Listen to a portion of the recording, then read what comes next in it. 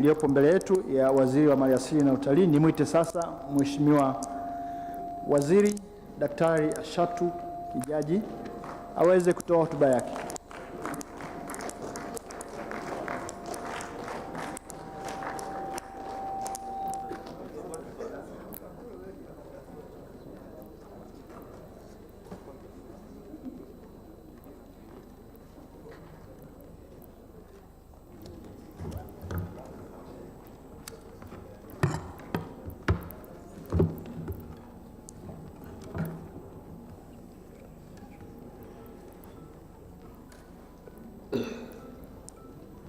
Mheshimiwa Mwenyekiti, kufuatia taarifa iliyowasilishwa leo katika Bunge lako tukufu na Mwenyekiti wa Kamati ya Kudumu ya Bunge ya Ardhi, Maliasili na Utalii, ambayo imepitia na kuchambua mpango na bajeti ya Wizara ya Maliasili na Utalii, ninaomba kutoa hoja kwamba Bunge lako tukufu likubali kupokea na kujadili taarifa ya utekelezaji wa mpango na bajeti ya wizara kwa mwaka wa fedha 2025-2026.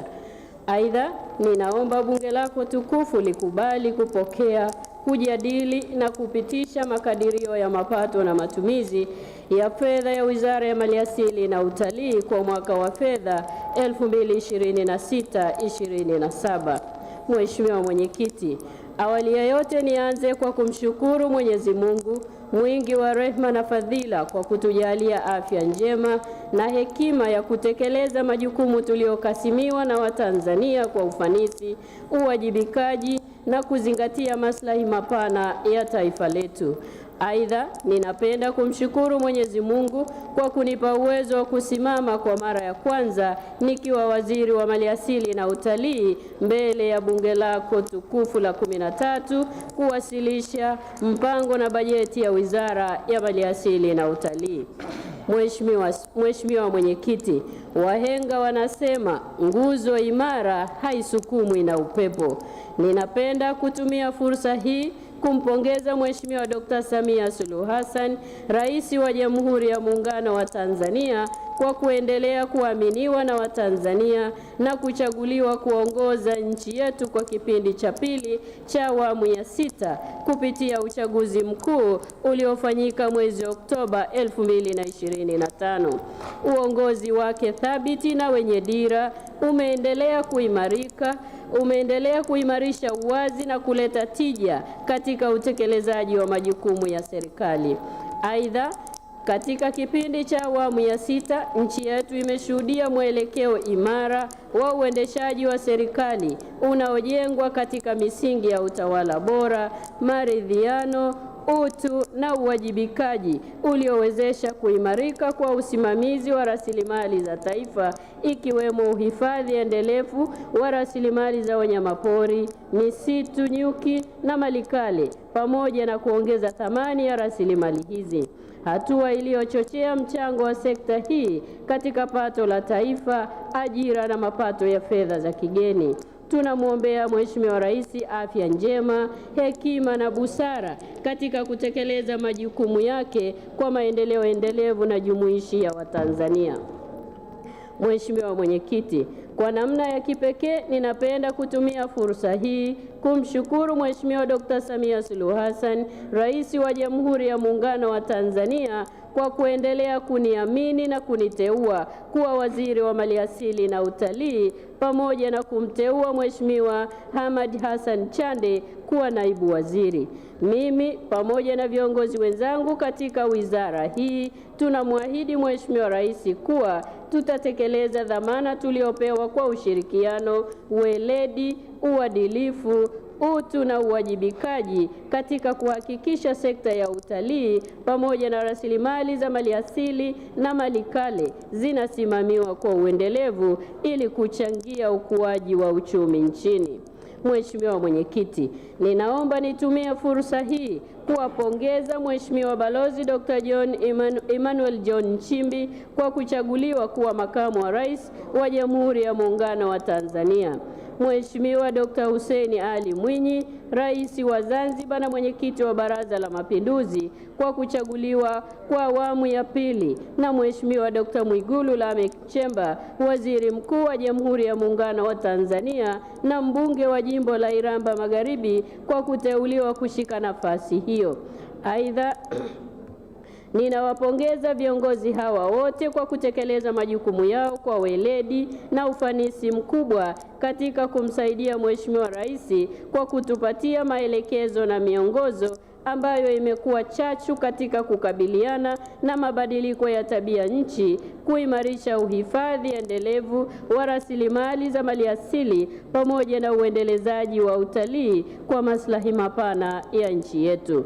Mheshimiwa Mwenyekiti, kwa dhati kabisa ninaomba kumpongeza Mheshimiwa Musa Azan Zungu, Spika wa Bunge la Jamhuri ya Muungano wa Tanzania na mbunge wa Jimbo la Ilala kwa kuaminiwa na kuchaguliwa kuongeza bunge letu tukufu. Ni wazi kuwa uongozi wake umeendelea kuimarisha hadhi ya bunge, nidhamu ya mijadala na ufanisi katika utekelezaji wa majukumu yake ya kikatiba. Aidha, ninampongeza Mheshimiwa Daniel Baransilo, Naibu Spika wa Bunge la Jamhuri ya Muungano wa Tanzania na mbunge wa Jimbo la Babati Vijijini kwa kumsaidia Mheshimiwa Spika kuendesha shughuli za bunge kwa ufanisi. Vile ninawapongeza sana wenyeviti wa bunge Mheshimiwa Deodatus Philip Mwanyika, Mheshimiwa Cecilia Daniel Pareso na Mheshimiwa Najma Murtaza Giga kwa kuchaguliwa na umahiri wao katika kusimamia mijadala ya bunge na kuliwezesha bunge letu tukufu kuimarisha uwajibikaji. Mheshimiwa Mwenyekiti, kwa namna ya kipekee ninaomba kuipongeza kamati ya kudumu ya Bunge ya Ardhi, Maliasili na Utalii chini ya uongozi wa Mheshimiwa Timotheo Paul Mzava, mbunge na mwenyekiti, Mheshimiwa Mary Francis Masanja, mbunge na makamu wa mwenyekiti, na wajumbe wa kamati kwa kuaminiwa na kuchaguliwa kuwa wasimamizi wakuu wa majukumu ya bunge katika kusimamia na kuishauri serikali kuhusu usimamizi endelevu wa ardhi, maliasili na maendeleo ya sekta ya utalii nchini. Aidha, ninawashukuru kwa mchango wao mkubwa katika kuchambua na kutoa ushauri kuhusu taarifa ya utekelezaji wa mpango na bajeti kwa mwaka wa fedha 2025/26 na makadirio ya mapato na matumizi kwa mwaka wa fedha 2026/27. Wizara inathamini ushauri wenu na itaendelea kuuzingatia ili kuimarisha utendaji wa sekta na kuongeza mchango wake katika ukuaji jumuishi wa uchumi wa taifa letu. Vile niwapongeze wenyeviti, makamu wenyeviti na wajumbe wa kamati za kudumu za bunge kwa kuendelea kuisimamia na kuishauri serikali kwa weledi na ufanisi mkubwa. Mheshimiwa Mwenyekiti, ninawashukuru waheshimiwa wabunge wote kwa ushirikiano na ushauri wao wenye tija katika kuimarisha uhifadhi na usimamizi endelevu wa rasilimali za maliasili na malikale pamoja na maendeleo ya sekta ya utalii nchini.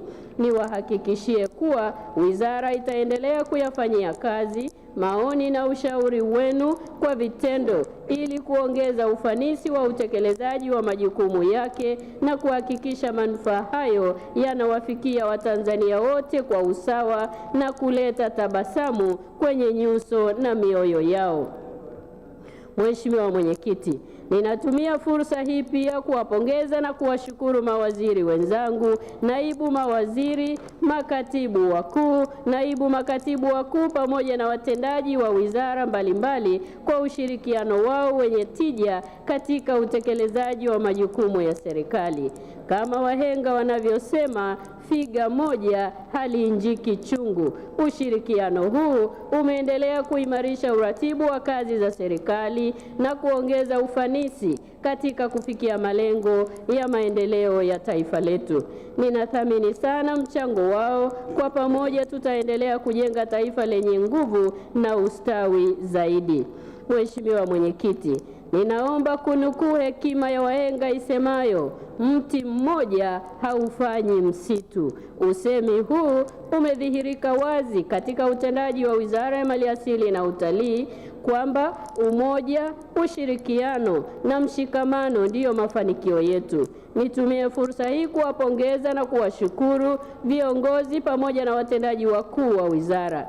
Kipekee ninamshukuru sana kaka yangu Mheshimiwa Hamadi Hassan Chande, mbunge na naibu waziri, kwa mchango wake katika kuratibu na kusimamia shughuli za wizara kwa weledi.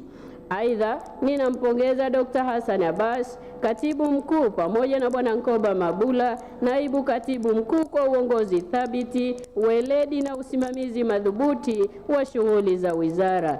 Vile vile, kwa dhati kabisa, ninawashukuru pia watendaji wote wa wizara, wakiwemo wakurugenzi wa idara, wakuu wa vitengo, wenye viti wa bodi, wakuu wa taasisi zilizo chini ya wizara na wafanyakazi wote wa wizara na taasisi kwa kuendelea kutekeleza majukumu yao kwa weledi mkubwa katika kufanikisha malengo ya wizara.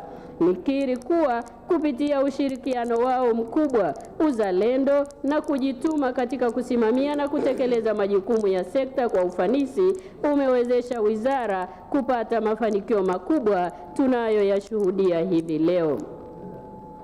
Mheshimiwa Mwenyekiti, kama wahenga wasemavyo, mwenda tezi na omo marejeo ngamani.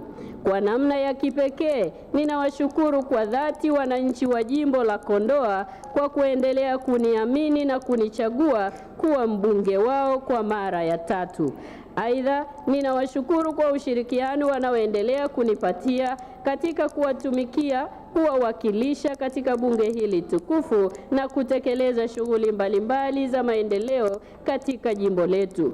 Ninaomba nitumie fursa hii kuahidi kuwa nitaendelea kuwa mtumishi wao na muda wote nitadumu katika kuwatumikia kwa umahiri na moyo wa dhati.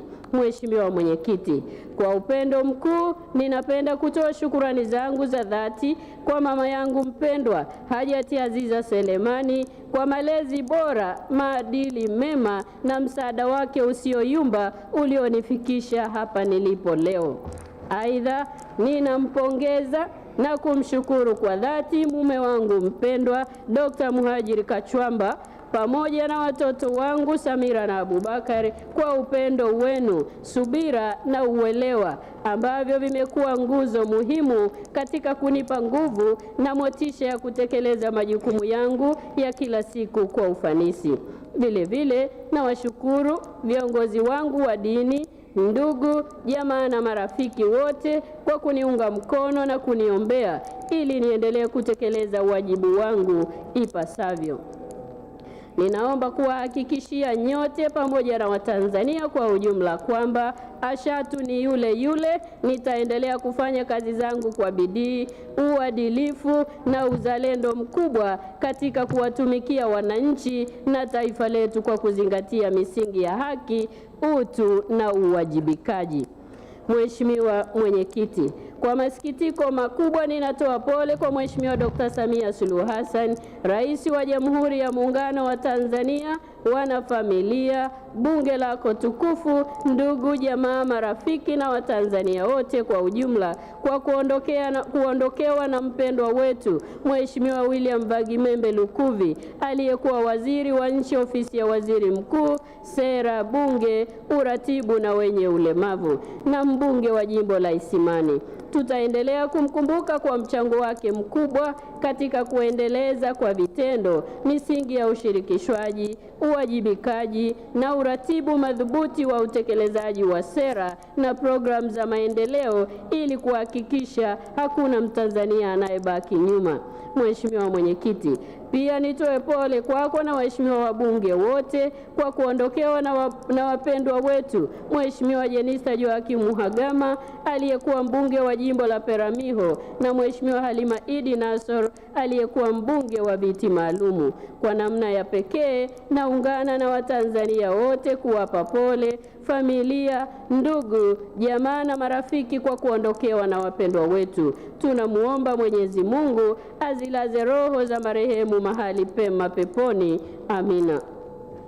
Mheshimiwa Mwenyekiti, kwa kuzingatia hali halisi ya matukio ya kiuhifadhi yanayohusisha migongano kati ya binadamu na wanyamapori katika maeneo mbalimbali ya nchi yetu, ninatoa pole za dhati kwa ndugu, jamaa, marafiki na wananchi waliopoteza wapendwa wao kwa kushambuliwa na wanyamapori wakali na waharibifu, pamoja na wananchi ambao walijeruhiwa au mali zao kuharibiwa na wanyamapori hao katika maeneo mbalimbali hapa nchini.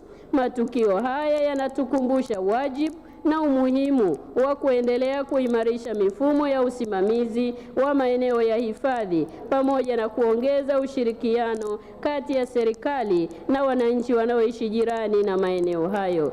Naomba nilihakikishie bunge lako tukufu kwamba serikali itaendelea kuchukua hatua madhubuti za kupunguza athari za migongano hiyo ili kulinda maisha ya wananchi na mali zao, sambamba na kuhakikisha uhifadhi endelevu wa rasilimali zetu za taifa.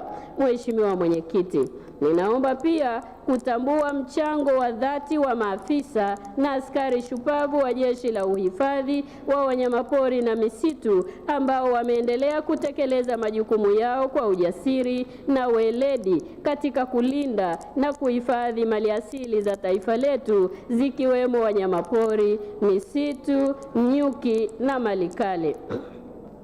Katika mwaka huu wa fedha, maafisa na askari watatu walipoteza maisha wakiwa kazini wakitimiza wajibu wao kwa taifa na wengine 15 walipata majeraha. Mashujaa wetu waliofariki wakitekeleza majukumu yao ni askari wa uhifadhi daraja la 3 Victor Jackson Laizer kutoka TANAPA na askari wa uhifadhi daraja la 1 Ali Sakasa Kajoro na askari wa uhifadhi daraja la 2 Enoch Gratian Rugai Mukamu kutoka TAWA. Tunamuomba Mwenyezi Mungu awajalie afya njema waliojeruhiwa na azipumzishe roho za marehemu wapendwa wetu mahali pema peponi. Mheshimiwa Spika, baada ya maelezo hayo, ninaomba sasa kuwasilisha taarifa ya utekelezaji wa mpango na bajeti ya Wizara ya Maliasili na Utalii kwa mwaka wa fedha 2025-26 pamoja na mapendekezo ya mpango na bajeti kwa mwaka wa fedha 2026-2027.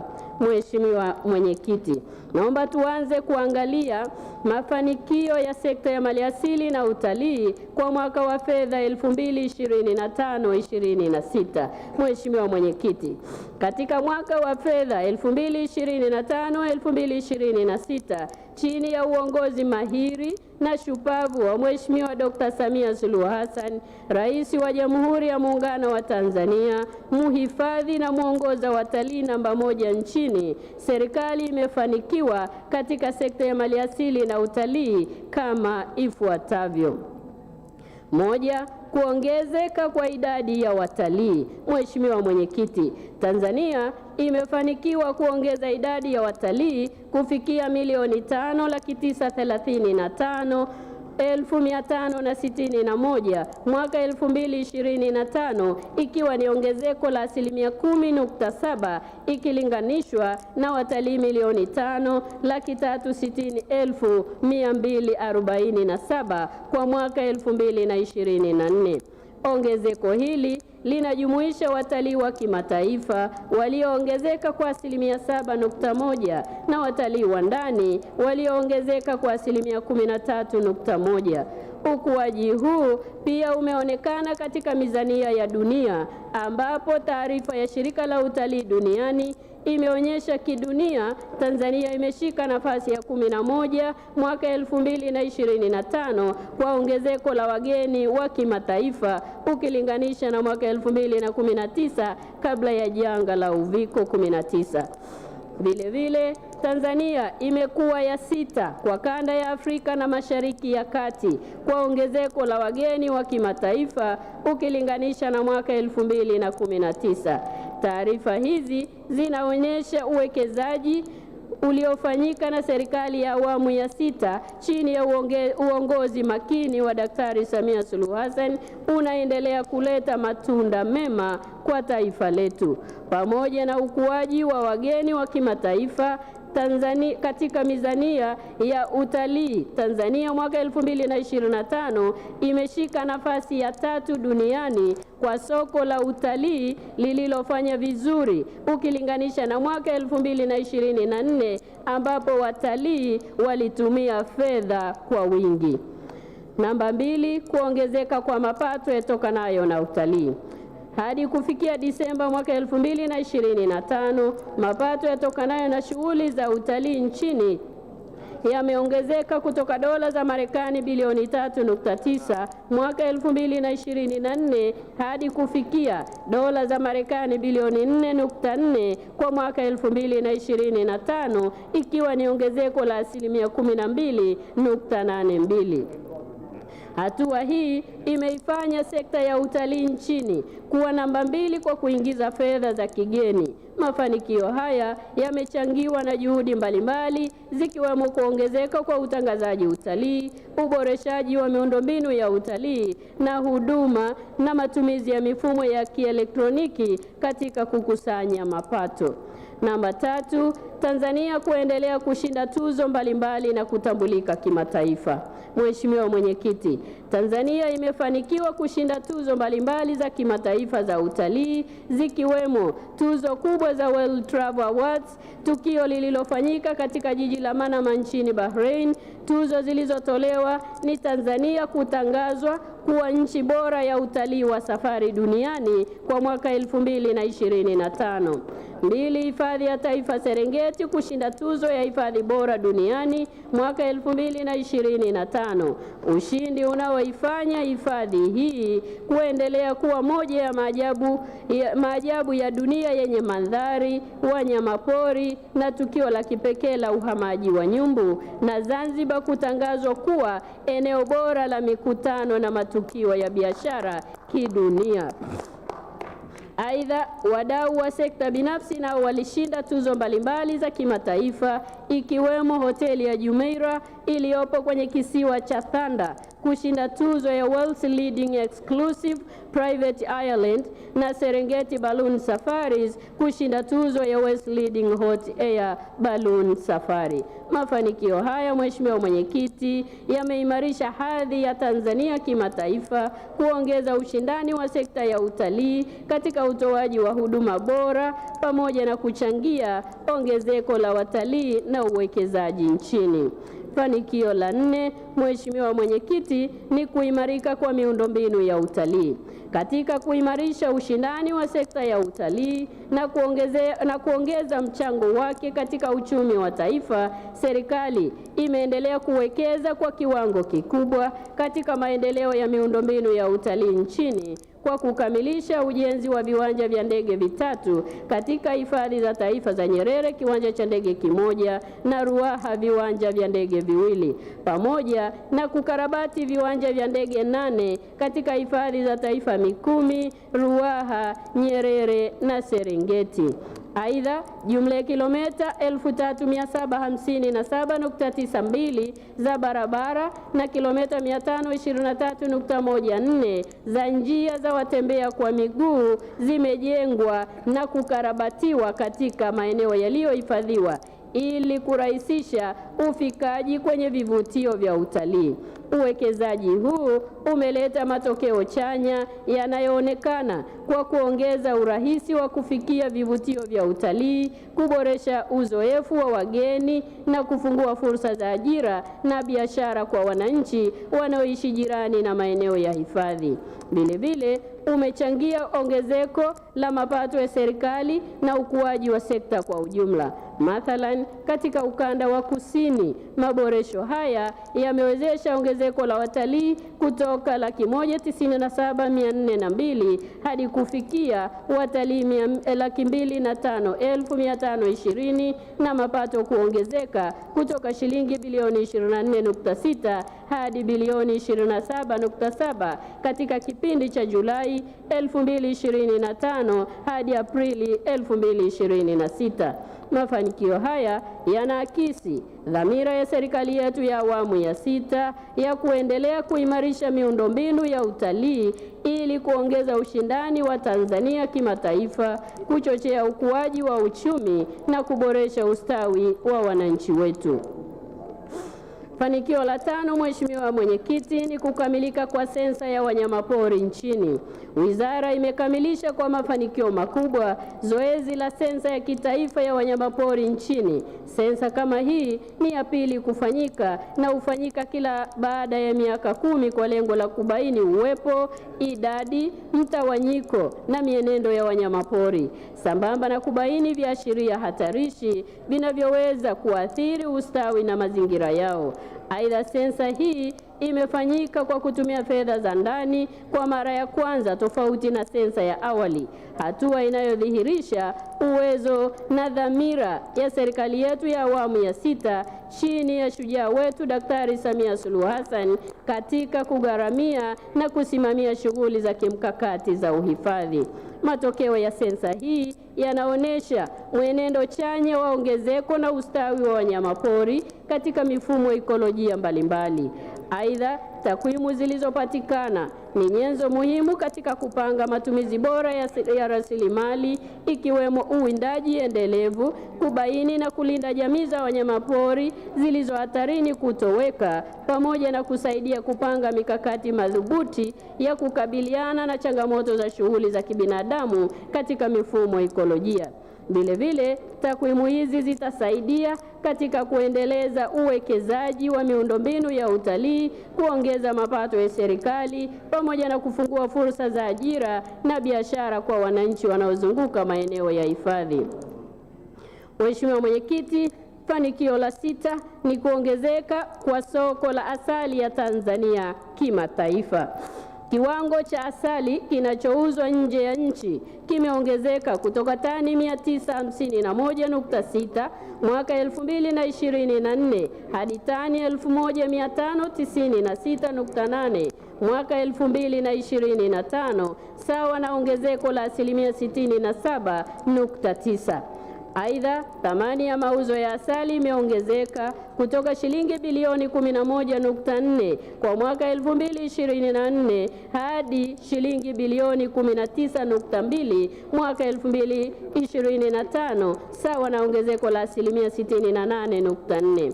Moja ya nguzo kuu iliyochangia mafanikio haya ni utekelezaji wa mpango madhubuti wa udhibiti wa mabaki ya kemikali katika asali.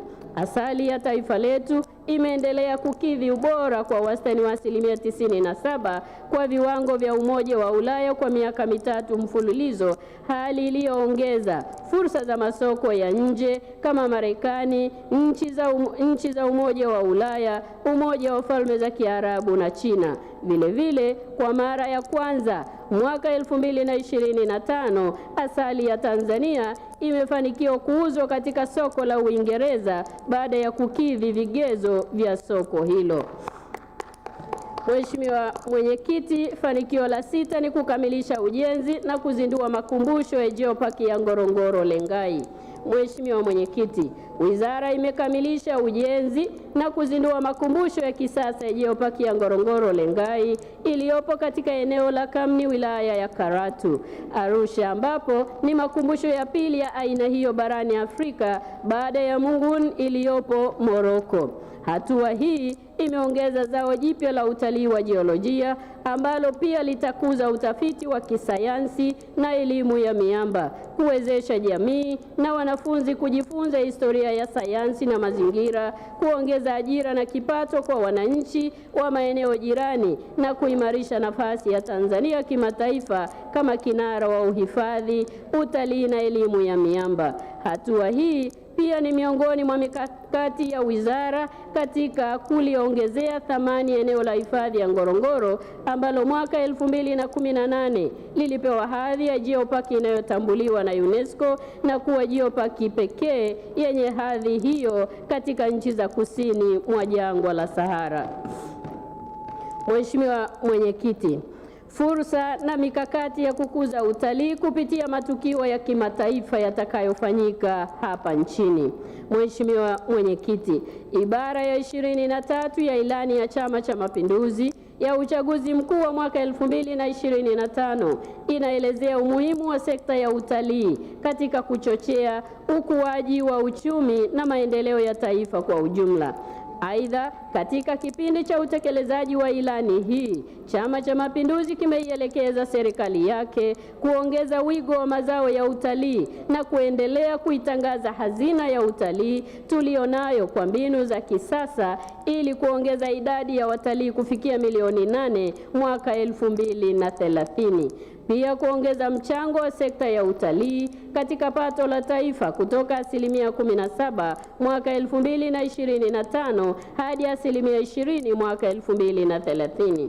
Mheshimiwa Mwenyekiti, katika kuzingatia maelekezo hayo, Wizara imeendelea kutumia utalii wa mikutano na matukio kama nyenzo muhimu ya kukuza uchumi. Aidha, Wizara inatambua uwepo wa matukio manne ya kimataifa yanayotarajiwa kufanyika hapa nchini kwa mwaka 2026-27 na imejipanga kutumia matukio hayo kukuza na kuendeleza utalii nchini kabla, wakati na baada ya matukio hayo kama ifuatavyo. Tukio la kwanza ni mkutano wa 153 wa Umoja wa Mabunge Duniani, Interparliamentary Union Assembly. Mheshimiwa Mwenyekiti, mkutano huu unakutanisha mabunge ya nchi wanachama wa Umoja wa Mabunge Duniani na utafanyika tarehe 5 hadi 9 Oktoba 2026 jijini Arusha. Mkutano huu unatarajiwa kuwa na washiriki zaidi ya 1500 wakiwemo maspika 183 kutoka nchi mbalimbali duniani, ambapo Tanzania ni mwanachama na mwenyekiti wa umoja huo. Katika kuhakikisha Tanzania inafaidika kikamilifu na mkutano huu, Wizara imeandaa na kutekeleza mikakati mbalimbali ya kutangaza mazao ya utalii na ukarimu. Katika hatua za maandalizi, Wizara iliandaa onesho la kutangaza utalii wetu wakati wa mkutano wa 152 wa IPU uliofanyika tarehe 15 hadi 19 Aprili 2026 jijini Istanbul nchini Uturuki. Aidha, katika mkutano huo, Wizara ilifanikiwa kutangaza vivutio na fursa za utalii wa Tanzania kwa washiriki waliohudhuria na kuwashawishi kutembelea maeneo ya utalii kabla, wakati na baada ya mkutano wa IPU wa 153. Pia Wizara kwa kushirikiana na wadau wa utalii itaandaa vifurushi vya safari na kuvitangaza kwenye tovuti ya IPU. Vifurushi hivyo vitakuwa na linki ambayo wageni wataweza kufanya booking ya kutembelea maeneo yetu moja kwa moja kwa kutambua Mheshimiwa Mwenyekiti, kwa kutambua nafasi za waheshimiwa maspika na misafara yao, Wizara itatumia ofisi za ubalozi wa Tanzania kwenye nchi mbalimbali kufikisha taarifa ya vivutio vya utalii vilivyopo nchini pamoja na vifurushi vya utalii ili wapange safari zao mapema. Pamoja na hilo, Wizara itaweka mabanda ya taarifa za utalii katika eneo la mkutano ili kuhamasisha washiriki kutembelea vivutio vyetu kipindi na baada ya mkutano kuisha. Mheshimiwa Mwenyekiti, tukio la pili ni tukio la World Travel Awards mwaka 2026. Mheshimiwa Mwenyekiti, tukio hili la kimataifa huandaliwa kila mwaka kwa lengo la kutoa tuzo za ubora katika sekta ya utalii duniani. Aidha, linatarajiwa kufanyika nchini mwezi Desemba mwaka 2026 na kuhudhuriwa na washiriki zaidi ya 1000 kutoka mabara ya Afrika, Ulaya, Asia, Amerika ya Kaskazini na Kusini. Wizara kwa kushirikiana na wadau wa utalii itaandaa vifurushi maalumu vya mazao ya utalii na huduma kwa washiriki katika tovuti ya Bodi ya Utalii Tanzania na World Travel Awards pindi itakapofunguliwa. Sambamba na hilo, Wizara itatumia fursa za kidijitali, machapisho na taarifa za mitandaoni kuwafikishia wadau mbalimbali taarifa muhimu za vivutio vya utalii Tanzania wakati wa tukio hilo. Pia wizara itaendelea kuhamasisha wageni kutembelea vivutio vya utalii na maeneo mbalimbali kupitia vifurushi vilivyoandaliwa na kuwekwa katika jukwaa la utalii la TTB Booking Platform ili kuendelea kutoa wigo mpana kwa wageni kufanya uchaguzi wa kutembelea vivutio hata baada ya tukio hilo. Mheshimiwa Mwenyekiti, tukio la tatu la kimataifa ni shindano la 74 la ulimbwende wa dunia 2027 Miss World 2027. Mheshimiwa Mwenyekiti, shindano hili la kimataifa linahusisha masuala ya urembo likiwa ni miongoni mwa mashindano makubwa duniani yanayojulikana kama Big Four Beauty Pageants. Tukio hili linatarajiwa kufanyika nchini mwezi Mei mwaka 2027 na linatarajiwa kuhudhuriwa na watu takriban 20,000 wakiwemo washindani 120 kutoka nchi mbalimbali duniani. Aidha, kabla ya tukio hili, wizara itawatangazia wadau na kuwahamasisha kuandaa na kuuza vifurushi vya safari kupitia jukwaa la utalii la TTB Booking Platforms na kutangaza tukio hili kupitia tovuti ya TTB, mitandao ya kijamii, televisheni, redio na vyombo mbalimbali vya habari vya ndani na nje ya nchi. Sambamba na hilo, wizara itaandaa ziara ya mafunzo kwa kuwapa fursa walimbwende hao na waandishi wa habari kutembelea maeneo ya vivutio vyetu, yani farm trip, kabla ya shindano kwa lengo la kukuza uelewa wa vivutio vyetu na kurusha maudhui hayo kwenye mitandao yao ya kijamii pamoja na kuvitangaza katika vyombo vya habari mbalimbali ulimwenguni. Kwa upande mwingine, wizara itaweka mabanda ya kutangaza utalii wetu na kutoa taarifa kwa watalii ndani ya maeneo yatakapofanyika mashindano na kuendelea kutumia maudhui ya mashindano hayo ikiwemo yatakayomhusu mshindi wa mashindano, yani Miss World, kujitangaza zaidi duniani. Baada ya shindano, wizara kwa kushirikiana na wadau itaratibu safari za kutembelea vivutio kwa washiriki watakaokuwa wamejisajili kupitia jukwaa la utalii la TTB. Vile washindani wa juu 5 wa shindano hilo watapewa ubalozi wa hiari wa kutangaza utalii wa Tanzania.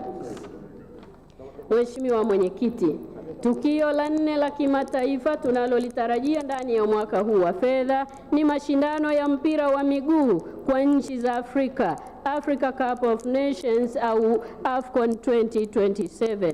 Mheshimiwa Mwenyekiti, mashindano ya AFCON 2027 yanayoandaliwa na shirikisho la mpira wa miguu Afrika CAF yanatarajiwa kufanyika kwa pamoja katika nchi za Afrika Mashariki ikiwemo Tanzania. Mashindano hayo yatahusisha timu 24 kutoka mataifa mbalimbali ya Afrika na yanatarajiwa kuvutia zaidi ya watazamaji milioni 1.8 viwanjani pamoja na watazamaji wa televisheni bilioni 1.9 duniani kote kupitia vituo zaidi ya 185 vya utangazaji. Aidha, mashindano hayo yanakadiriwa kuzalisha faida za kiuchumi zinazoweza kufikia zaidi ya dola za Marekani bilioni 2. Kutokana na fursa hiyo, wizara imeandaa mkakati maalum wa kuitangaza Tanzania kama kivutio cha kipekee cha utalii kabla, wakati na baada ya mashindano hayo. Kabla ya mashindano, wizara itaanza kampeni za kimataifa za utangazaji kupitia mashindano ya Kombe la Dunia la FIFA 2026 yatakayofanyika nchini Marekani, Canada na Mexico kwa kushirikisha wadau mbalimbali wakiwemo watangazaji maarufu wa michezo, watu wenye ushawishi mkubwa pamoja na matumizi ya majukwaa ya kidijitali na mabango katika maeneo ya kimkakati. Aidha, wizara inaendelea kuboresha miundombinu muhimu ya utalii na usafiri ikiwemo viwanja vya ndege, barabara, malazi na mageti ya kuingilia hifadhini ili kuhakikisha upatikanaji wa huduma bora kwa wageni. Katika hatua nyingine, wizara itaunganisha hifadhi ya taifa Mikumi na reli yetu ya kisasa ya SGR kupitia lango la Kilosa ili kurahisisha safari za watalii watakaoshiriki AFCON 2027. Katika kuimarisha ubora wa huduma, wizara imeendelea kuwajengea uwezo watoa huduma za utalii ambapo tayari waongoza watalii 2228 wamepatiwa mafunzo katika awamu ya kwanza. Aidha, wizara kwa kushirikiana na sekta binafsi itaandaa vifurushi maalumu vya safari vitakavyojumuisha vivutio vya utalii, usafiri, malazi na huduma nyingine muhimu kwa washiriki na mashabiki wa AFCON 2027. Vile vile, wakati wa mashindano, wizara itatumia viwanja vya michezo, maeneo ya ufuatiliaji wa mechi mbashara ya fan zones pamoja na vyombo mbalimbali vya habari kutangaza vivutio vya utalii vya Tanzania kwa lengo la kuwahamasisha wageni kutembelea maeneo mbalimbali ya utalii nchini. Mheshimiwa Mwenyekiti, taifa letu kuendelea kuaminiwa kuwa mwenyeji wa matukio haya makubwa ya kimataifa ni matokeo ya maono, uongozi thabiti na diplomasia ya uchumi inayofanywa kwa ustadi mkubwa na Mheshimiwa Dr. Samia Suluhu Hassan, Rais wa Jamhuri ya Muungano wa Tanzania. Kupitia juhudi zake za kufungua nchi yetu, kuimarisha mazingira ya uwekezaji, kuitangaza Tanzania kimataifa na kuboresha miundombinu ya kimkakati, nchi yetu imeendelea kujijengea heshima na kuaminiwa katika jukwaa la kimataifa kama kitovu cha utalii, biashara na uwekezaji duniani. Mheshimiwa Mwenyekiti, matukio haya ya kimataifa yataendelea kuwa kichocheo muhimu cha ukuaji wa sekta ya maliasili na utalii pamoja na uchumi wa taifa letu kwa ujumla. Hivyo, kupitia bunge lako tukufu, ninatoa rai kwa Watanzania wote kudumisha asili yetu ya ukarimu kwa wageni ili kuendelea kujenga taswira chanya ya taifa letu na kuimarisha nafasi ya Tanzania kama kivutio cha utalii pekee duniani. Mheshimiwa Mwenyekiti, naomba sasa kuwasilisha utekelezaji wa mpango wa bajeti kwa mwaka wa fedha 2025/26. Mheshimiwa Mwenyekiti, Wizara ya Maliasili na Utalii imepewa dhamana ya kusimamia kisheria maeneo yenye ukubwa wa kilomita za mraba takriban 307,800 sawa na 32.5% ya eneo lote la nchi. Maeneo haya yanajumuisha hifadhi za taifa 21, eneo la hifadhi ya Ngorongoro, mapori ya akiba 29, mapori tengefu 23, maeneo matatu ya ardhi oevu chini ya mkataba wa Ramsar, hifadhi za misitu ya asili 465 ikijumuisha hifadhi za misitu ya mazingira asilia 26, mashamba ya miti ya serikali 26, hifadhi za nyuki 14, maeneo ya malikale 158 na makumbusho za taifa 7.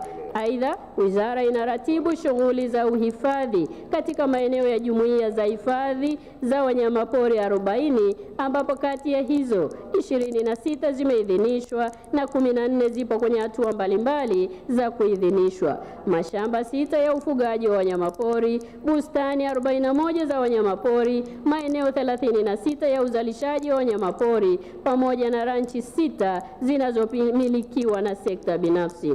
Mheshimiwa Mwenyekiti, ukusanyaji wa maduhuli. Katika mwaka wa fedha 2025/26, wizara iliidhinishiwa kukusanya jumla ya shilingi trilioni 1.18 ambapo hadi kufikia Aprili 2026, wizara imekusanya jumla ya shilingi bilioni 989.33 sawa na 83.45% ya lengo la makusanyo. matumizi ya kawaida na maendeleo. Mheshimiwa Mwenyekiti, katika mwaka wa fedha 2025/26 Wizara iliidhinishiwa kutumia jumla ya shilingi bilioni 336.51 kwa ajili ya matumizi ya kawaida na miradi ya maendeleo. Kati ya fedha hizo, shilingi bilioni 254.23 ni kwa ajili ya matumizi ya kawaida na shilingi bilioni 82.28 ni kwa ajili ya miradi ya maendeleo. Mheshimiwa Mwenyekiti, hadi kufikia Aprili 2026, Wizara ilipokea jumla ya shilingi bilioni 252.56 sawa na asilimia 75. Fedha hizi zinajumuisha fedha za matumizi ya kawaida shilingi bilioni 205.7 na fedha za miradi ya maendeleo shilingi bilioni 46.86. Kati ya fedha za matumizi ya kawaida zilizopokelewa, shilingi bilioni 98.63 ni fedha za matumizi mengineyo na shilingi bilioni 107.07 ni za mishahara. Utekelezaji wa afua maalumu za kukabiliana na migongano baina ya binadamu na wanyamapori wakali na waharibifu. Mheshimiwa Mwenyekiti, lazima tukiri kwamba licha ya mafanikio yaliyopatikana katika uhifadhi, bado kuna changamoto ya wanyamapori wakali na waharibifu. Kwa kiasi kikubwa, migongano hii imechangiwa na matumizi yasiyo rafiki ya ardhi na yasiyozingatia mipango ya matumizi bora ya ardhi, kuongezeka kwa shughuli za kibinadamu katika maeneo yanayopakana na hifadhi, shoroba na maeneo ya mtawanyiko na wanyamapori, pamoja na athari za mabadiliko ya tabia nchi yanayosababisha ukame na kulazimisha baadhi ya wanyamapori kutoka nje ya hifadhi kutafuta maji na malisho. Mheshimiwa Mwenyekiti, katika kukabiliana na changamoto hii, Wizara imekamilisha ujenzi wa vituo vipya 9 vya askari katika halmashauri za wilaya 4 na taratibu za ujenzi wa vituo vingine 21 unaendelea katika wilaya 18. Kukamilika kwa ujenzi huu kutafanya jumla ya vituo vya askari vilivyojengwa kufikia 49. Hali kadhalika, Wizara imeweka vituo 40 vya muda vya askari kwa ajili ya kudhibiti matukio ya wanyamapori kwa haraka katika wilaya mbalimbali hapa nchini. Hatua hii imewezesha askari kuitikia kwa haraka na kukabiliana na matukio ya wanyamapori wakali na waharibifu wanapovamia maeneo ya wananchi. Mheshimiwa Spika, katika hatua nyingine, Wizara imechimba mabwawa 12 katika mapori ya akiba 6 na hifadhi ya taifa Mikumi. Aidha, taratibu za uchimbaji wa mabwawa mengine 7 zinaendelea katika hifadhi za taifa na mapori ya akiba. Juhudi hizi zimeimarisha upatikanaji wa maji kwa wanyamapori ndani ya hifadhi, hasa katika kipindi cha kiangazi ambacho wanyamapori wamekuwa wakitoka nje ya hifadhi kutafuta maji na kusababisha madhara kwa wananchi. Mheshimiwa Mwenyekiti, Wizara imejenga vizimba 8 vya kudhibiti mamba na viboko katika wilaya 5 na hivyo kufanya idadi ya vizimba vilivyojengwa nchi nzima kufika 35. Aidha, taratibu zinaendelea kwa ajili ya ujenzi wa vizimba vingine 36 katika wilaya 20 nchini. Hatua hii imechangia kuimarika kwa usalama wa wananchi wanaotumia vizimba hivyo ipasavyo. Mheshimiwa Mwenyekiti, katika kuimarisha matumizi ya teknolojia kwenye kukabiliana na wanyamapori wakali na waharibifu, Wizara kwa kushirikiana na wadau imefunga visukuma mawimbi kwa wanyamapori 76 kati ya 50 vilivyopangwa kufungwa sawa na asilimia 152 kwa makundi mbalimbali wakiwemo tembo viongozi 51 katika halmashauri za wilaya 15 na hivyo kufanya tembo viongozi waliofungwa visukuma mawimbi nchini kufikia 205. Vilevile, Wizara kwa kushirikiana na wadau imenunua ndege nyuki 59 kwa ajili ya udhibiti wa wanyamapori hao. Matumizi ya teknolojia hizi yameongeza ufanisi katika ufuatiliaji wa mienendo ya wanyamapori kwa wakati na kuchukua hatua za haraka kabla ya kusababisha madhara. Mheshimiwa Mwenyekiti, katika hatua nyingine, wizara inaendelea na taratibu za ujenzi wa uzio wa umeme wenye urefu wa kilomita 53 ambapo kilomita 15 ni katika eneo la hifadhi ya Ngorongoro na kilomita 38 katika hifadhi ya taifa Serengeti. Uzio huo utaimarisha ulinzi wa mali na maisha ya wananchi kwa kudhibiti wanyamapori kutoka hifadhini kwenda kwenye maeneo ya wananchi. Mheshimiwa Mwenyekiti, katika kuimarisha ulinzi wa rasilimali za wanyamapori na udhibiti wa wanyamapori wakali na waharibifu, wizara imeajiri askari wa wanyamapori 551 na kutoa mafunzo kwa askari wanyamapori wa vijiji 95 kutoka halmashauri za wilaya 19 na hivyo kufanya idadi ya askari wanyamapori wa vijiji kufikia 1298. Hatua hii imewezesha askari hao kuitikia kwa haraka na kudhibiti matukio ya wanyamapori wakali na waharibifu katika maeneo yao. Mheshimiwa Mwenyekiti, katika kuimarisha usalama na usalama wa maisha na mali za wananchi, jumla ya wanyamapori wakali na waharibifu 175 walivunwa katika maeneo mbalimbali nchini, wakiwemo mamba 33, viboko 43, tembo 22, nyati 19, fisi 50, simba 5 na chui 3. Kwa upande mwingine, wizara imehamisha tembo 390 kutoka ranchi ya taifa Kitengule na nyani 294 kutoka Geita kwenda hifadhi ya taifa Burigi Chato, simba 6 na chui 3 kutoka katika maeneo ya wananchi na kuwarudisha hifadhini. Mheshimiwa Mwenyekiti, ili kuongeza ufanisi na tija katika kupokea taarifa na malipo ya kifuta jasho na machozi, wizara imeanza kutumia mfumo wa kielektroniki kulipa waathirika wa madhara yatokanayo na wanyamapori wakali na waharibifu. Mfumo huo umerahisisha malipo kufanyika kwa wakati kati ya siku 7 hadi 14 ikilinganishwa na utaratibu wa awali ambapo zoezi hilo lilichukua miezi 6 hadi miezi 12. Hadi kufikia Aprili 2026, wizara imelipa kiasi cha shilingi bilioni 8.15 ikiwa ni kifuta jasho na machozi kwa wananchi 22,696 waliopatwa na madhara ya wanyamapori katika halmashauri za wilaya 81. Mheshimiwa Mwenyekiti, wizara itaendelea kutumia mbinu mbalimbali ili kuhakikisha uharibifu unaosababishwa na wanyamapori wakali na waharibifu unadhibitiwa kwa kiwango kikubwa. Nitoe rai kwa waheshimiwa wabunge wenzangu na wananchi kwa ujumla kuendelea kuiunga mkono serikali katika jitihada za kukabiliana na matukio ya wanyamapori hao kwa kutoa taarifa kwa wakati, kuchukua tahadhari dhidi ya wanyamapori hao na kuzingatia maelekezo yanayotolewa na wataalamu. Kama tulivyoahidi mwaka jana, serikali imeongeza juhudi za kukabiliana na changamoto hii kwa kutekeleza mipango madhubuti kama inavyoonekana kwa kina kuanzia ukurasa wa 36 hadi 44 wa hotuba yangu. Mheshimiwa Mwenyekiti, mpango wa kuendeleza sekta ya ufugaji nyuki kwa Tanzania iliyo bora inayofahamika kama Achia Shoka Tundika Mzinga. Mheshimiwa Mwenyekiti, katika kuendelea kuwawezesha wananchi kunufaika na rasilimali za misitu kupitia ajira na uchumi wa kijani, wizara inaendelea kutekeleza mpango maalum wa kuendeleza sekta ya ufugaji nyuki ujulikao kama Achia Shoka Tundika Mzinga.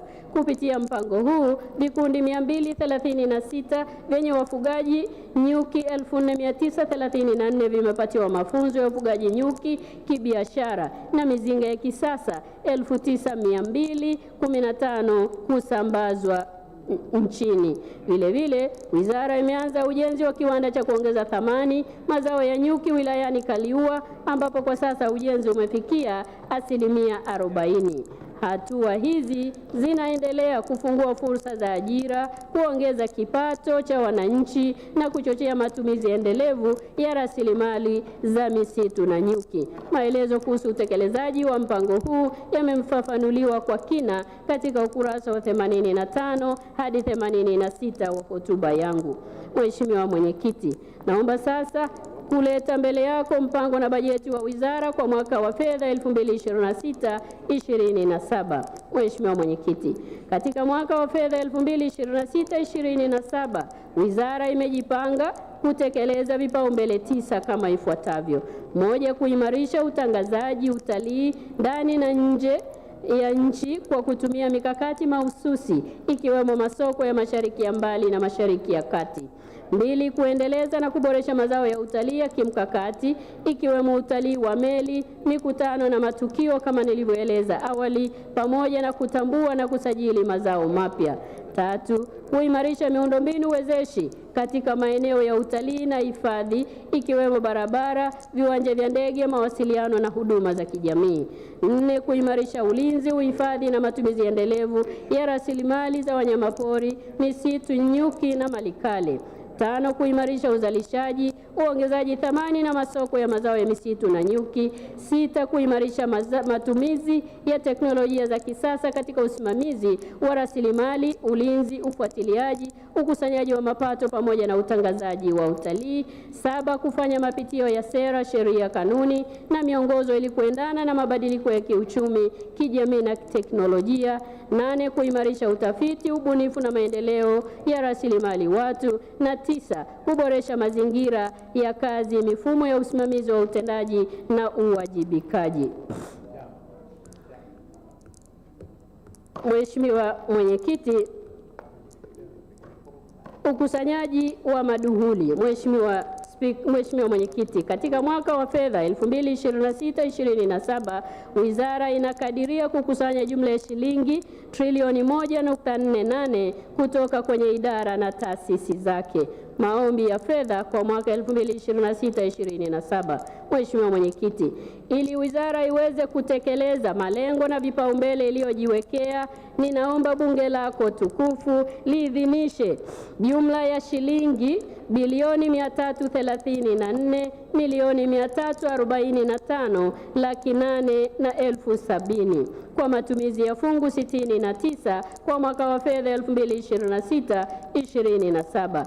Kati ya fedha hizo shilingi bilioni 272 na milioni 44,400,025 ni kwa ajili ya matumizi ya kawaida na shilingi bilioni 62 milioni 301,400,045 ni za miradi ya maendeleo.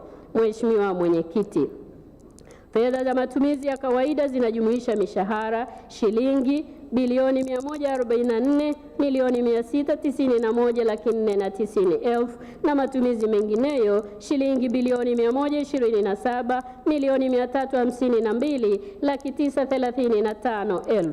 Fedha za miradi ya maendeleo zinajumuisha shilingi bilioni 23 milioni 134,770,000 ambazo ni fedha za ndani na shilingi bilioni 39 milioni 166,675,000 ni fedha za nje.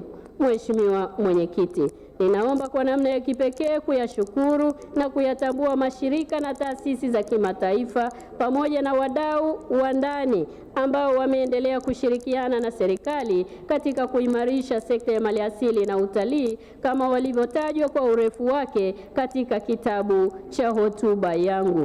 Mheshimiwa Mwenyekiti, ushirikiano wao umeendelea kuwa nguzo muhimu katika kuhifadhi, kulinda na kuendeleza maliasili, malikale na utalii kwa maendeleo ya taifa letu.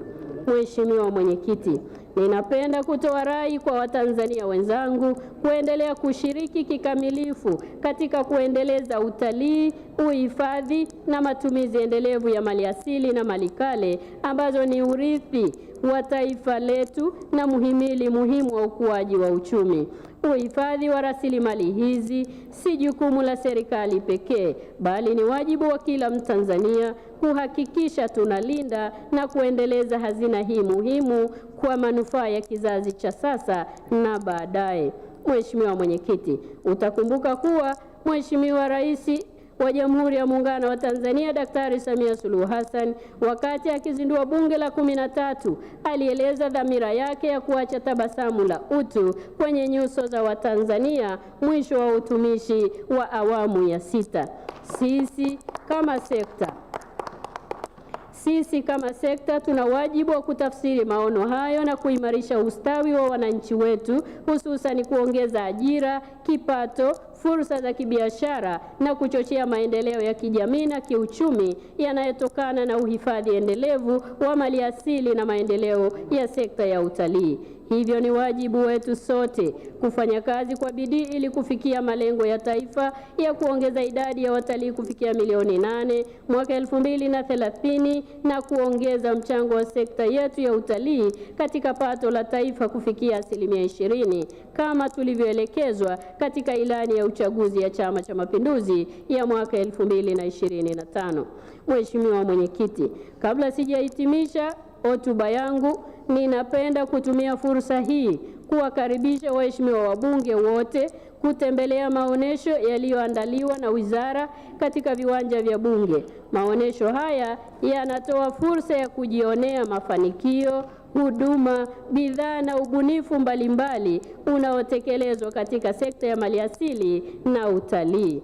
Aidha, katika maonyesho haya ipo pia huduma ya tiba ya kudungwa na nyuki ambayo imekuwa ikivutia watu wengi kutokana na manufaa yake mbalimbali kiafya, ikiwemo kuimarisha kinga ya miili yetu. Mheshimiwa Mwenyekiti, kwa unyenyekevu mkubwa ninaomba kutoa shukrani zangu za dhati kwako, kwa waheshimiwa wabunge na Watanzania wote walionifuatilia na kunisikiliza. Mheshimiwa Mwenyekiti, hotuba hii inapatikana pia katika tovuti ya Wizara ya Maliasili na Utalii kama inavyoonekana. Mheshimiwa Mwenyekiti, naomba kutoa hoja.